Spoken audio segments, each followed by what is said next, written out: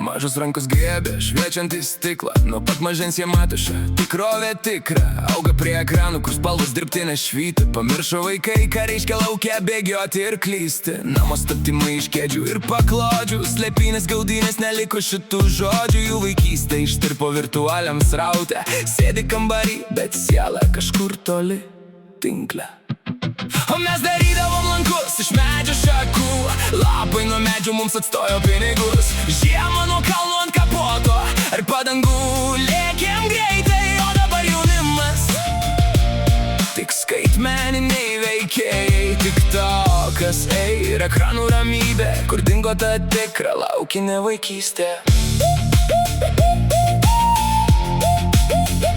Atsimenu laikus, kai tėvai neprisišaukdavo mūsų. Grįždavom vėlai, su tamsa pilni drąsos ir tūzo. Šiais laikais tėvai pakiša ekraną, kad būtų ramu, kad vaikas nesimaišytų, tylėtų tarp sienų keturių. Bet mes pareidavom purvini sužeistais keliais. Kiekvienas randas kalbėjo apie tai, kas nesibaigs. Dilgėlės būdavo didžiausias mūsų priešas lauke, bet tie prisiminimai vis dar gyvi mano širdyje.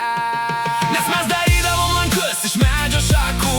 Lapai nuo medžių mums atstojo pinigus. Žiemą nuo kalno ant kapoto ar padangų lėkėm greitai, o dabar jaunimas tik skaitmeniniai veikėjai. TikTokas, ir ekranų ramybė, kur dingo ta tikra laukinė vaikystė.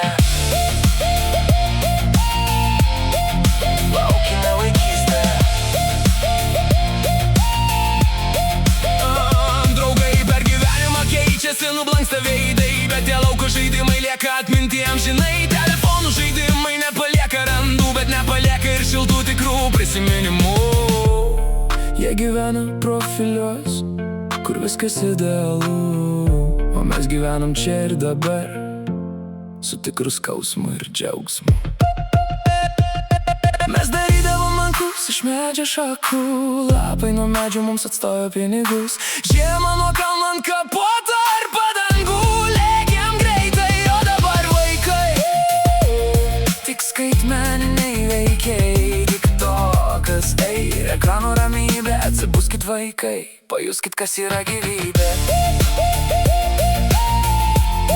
Dilgėlių karai ir vėlyvi tėvų šauksmai.